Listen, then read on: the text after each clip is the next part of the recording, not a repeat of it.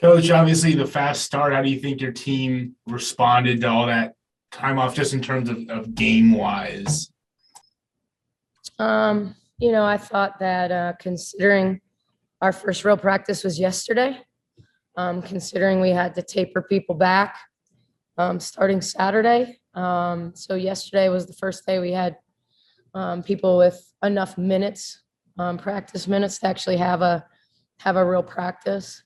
I was proud of them. I mean, am I going to make an excuse and say that the fourth quarter, that the fact that we had 5 days off or that we went 30 minutes on Saturday and, an hour on Sunday and that affected us? I don't know. I don't, it's to me at the end of the game, like, was that why we turned the basketball over? I mean, is that what made us dribble off our foot or lose our balance? Like, I don't want to blame it on that, but I think it affected us. But I thought we were dialed in to start the game. I want to run. I certainly, I don't know that our program will ever look exactly like Oklahoma's in terms of their pace. But I certainly want to play with great pace. And I think, we'll be a team that can play with great pace. But I think coming off of COVID, combining that with, our opponent tonight and the pace that they play at, I didn't think we could do that, so, and I thought when we made mistakes in the first half, it was because we played too fast. Every time we slowed it down and worked the ball through the paint, we got good stuff. And that's why we shot 65% in the first half. But we turned it over too much in the first half, and we turned it over in really bad ways, and end of the quarter. Our end of quarter defense let us down. And really it was our end of quarter offense once when we turned it over and then they got a layup, which basically becomes your defense. So, I thought we did a lot of things well coming off of being down. I thought we had 3 spirited practices. I just honestly, I'm like really disappointed for my team because I thought that considering we missed 5 days, 6 days because of COVID and, have had that adversity. And I thought the fact that we came out in practice the last 3 days and had probably 3 of our best practices, even if they were limited in minutes, I wanted that to translate tonight. And I think for 3 quarters it did.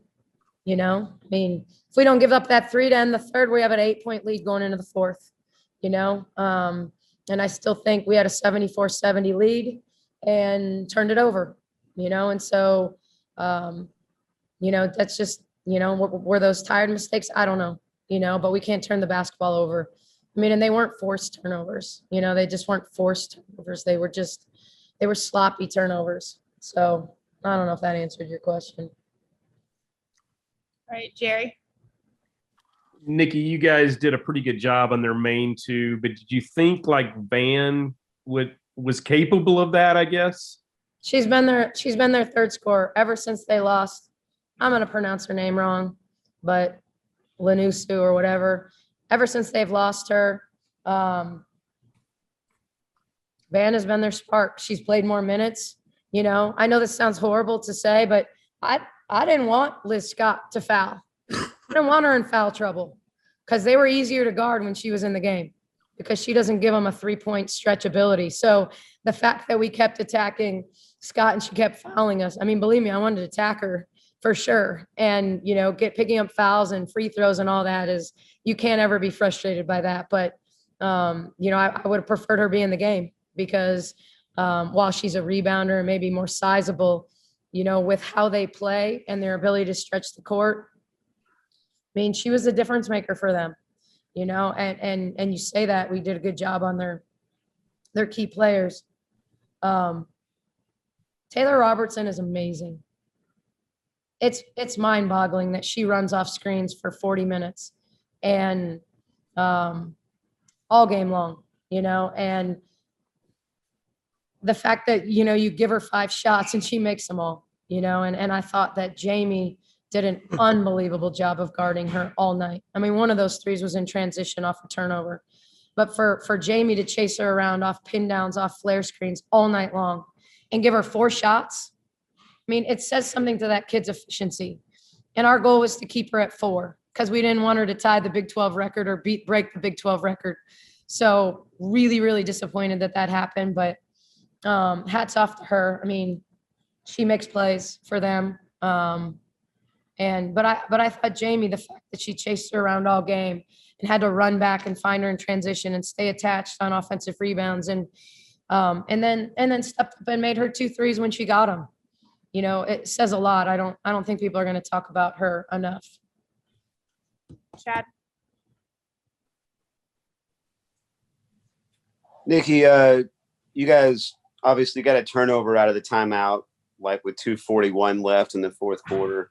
How crucial of a moment was that? I mean, you obviously called timeout because you needed a bucket really bad in that situation. It's doesn't matter what play you call or what thing you draw up. You know, if you turn the basketball over and you don't execute. And so, you know, I think it was, you know, I mean, it's disappointing, you know, for sure. Like I thought we ran, you know, we ran some really good stuff and got the ball where it needed to go a lot of the night. And so it was just about making the same sound decisions that gave us, you know, a 4-point lead to get us to 74-70, you know, and I think that was, you know, people don't realize, and it's never going to be statted this way, but when there's turnovers, live ball turnovers and dead ball turnovers, you can set your defense and trust your defense to do their job. Live ball turnovers against a team that wants to run and shoot threes, it's really hard to cover 5 people at the arc and 1 at the rim when you're laying down on the ground. And so, you know, we had some shots tonight that I felt like for the most part, we took a lot of really, really good shots. But this is a team, when you take a bad shot, it's like a turnover. And when they take a bad shot and turn it into 2 points or 3 points at the other end, to me, that's points off turnovers and it won't show up in the box score. So it's 25-9 in the box score, but it's more than that to me. Because we fell down too many times on drives. And, you know, when I'm not, I mean, look, I thought they're physical. It's how they play. I mean, they claw and they scrap and they slap down. And I mean, Liss's arms are scratched up and it's what they do. They're smallish. So, you know, when you drive in there, they're going to be slapping, reaching and grabbing, and you got to be strong and you got to stay on balance. Like those guys were not knocking us down. You know, we were doing that to ourselves. And I don't know if it was an attempt to draw a foul, but when you're laying on the ground out of bounds and you got 5 people running the other way and 4 running back on defense, you know, that becomes an issue. Andrew. Coach Queen Egbo struggled with foul trouble earlier this season, especially against Kansas State. What was the biggest difference for her to stay out of foul trouble? Only had 2 fouls the entire game and then posted a double-double with 16-10.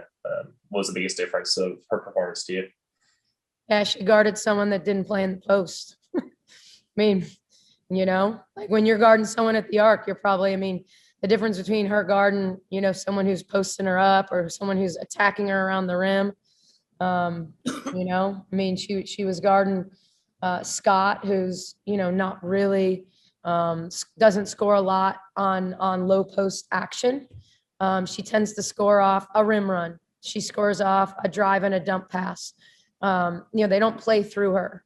And, you know, when they bring Van in the game, they don't play through her in the post either. She's just spacer. She's a spacer. She's very similar to Kate. You know, she's someone that can score in the post. She can score on a rim run, but you know, her strength is like standing out and stretching the D. And I think she's just getting more and more confident. You know, I mean, she's one of those kids that, you know, the injuries that they had, you know, she's playing a few more minutes and they're asking her to step up and she's doing that, you know? So, you know, I think that was, you know, for Queen, you know, I think it was just the nature of who she was guarding and how that team plays, you know, and if they're going to shoot 27 threes and half their shots are threes, that half the time they aren't driving it to the basket where she's, you know, at risk for picking up a foul. Curtis.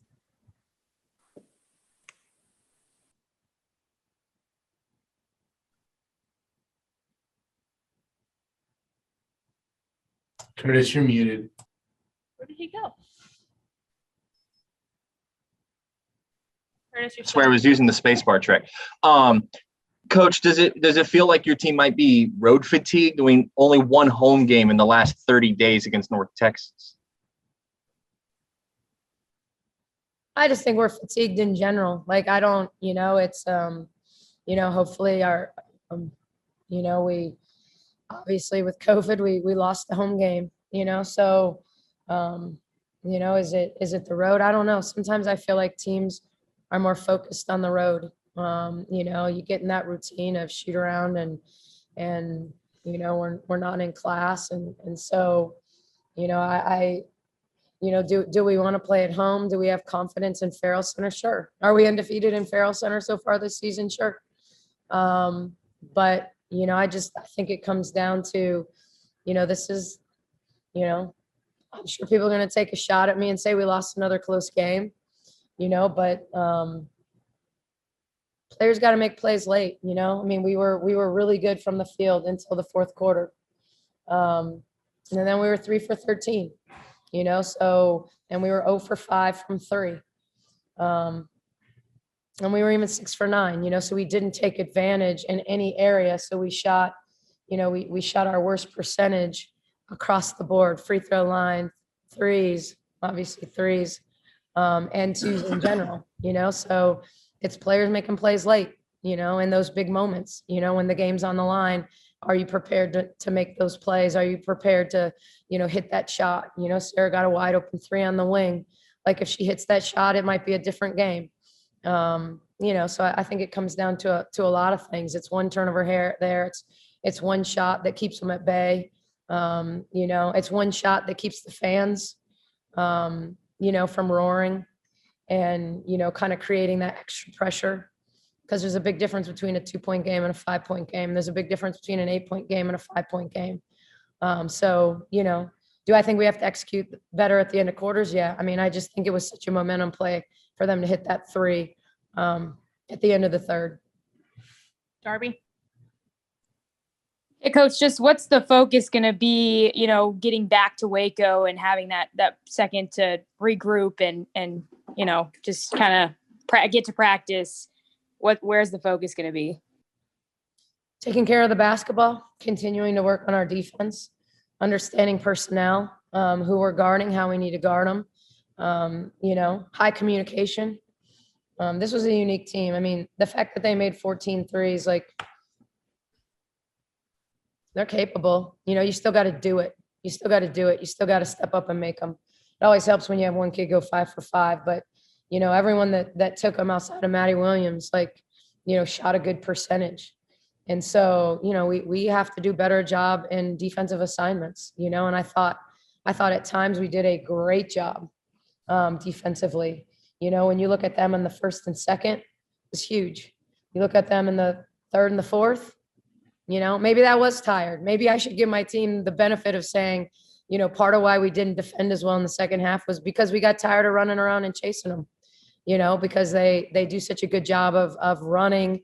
And, they tend to, if you look at them statistically, they've been in close games. And, they've put a big run on somebody. And a lot of times it does come in the fourth, because if they're playing fast all the time, and the team they're playing becomes weary, but I just feel like if Taylor Robertson can run around for 40 minutes and run off screens, now she has the advantage of they sat in a zone a lot of the night. So, she kind of got to rest on D a little bit. We needed to make her work harder on D, but she can do it. They can all do it. All right. Last question is going to be Smoke.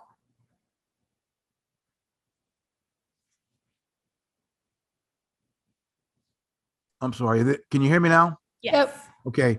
So team hasn't lost much. And are you worried about where they are in their psyche of kind of things piling up on them right now? Because this is obviously new territory for them. And how, this is when you kind of dig even deeper, right? Yeah. I mean, let's be honest, like, there's a weight of expectations, here. And I don't think there's any doubt that if you were to say, like, Liz and Queen and Kate have been here 4 years and this is their team, you certainly don't want to be the senior class that, breaks the streak. I mean, I I think they have an unbelievable amount of pressure on themselves, and I think Jordan Lewis, Jamie Asbury, they came here to do something they hadn't done before. And, you've seen such success with Chloe and Taya and Dejanay, and Jordan was kind of that next player that was coming as that grad transfer.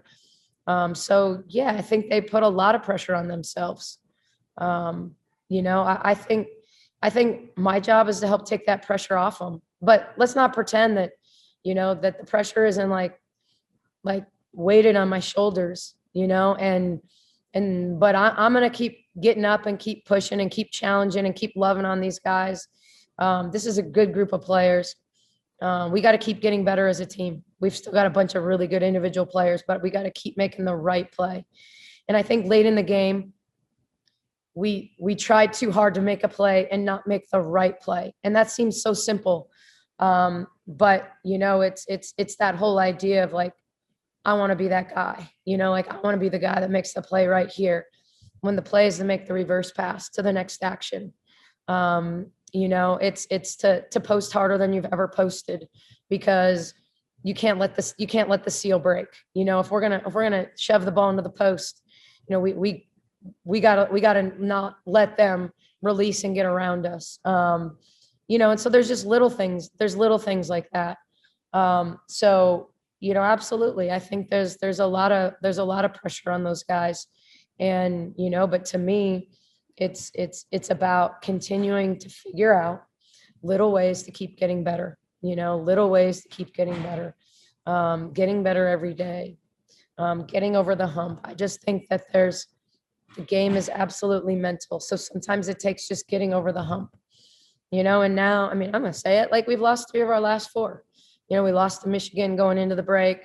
We beat North Texas, and now, they've all been spread out. It's been over a month now, but, it's been hard to get on a roll with break and then COVID and all these other things. So, they just need to keep challenge each other and keep believing in each other, because they know that they're capable of beating that team.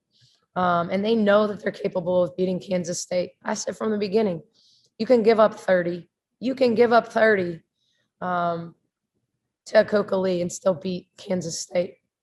Iowa State proved it. They gave up 38 and found a way to win at the end. But they banked the 3 in. They had a kid make her first 3 of the season, and then they banked the 3 in for their last 6 points.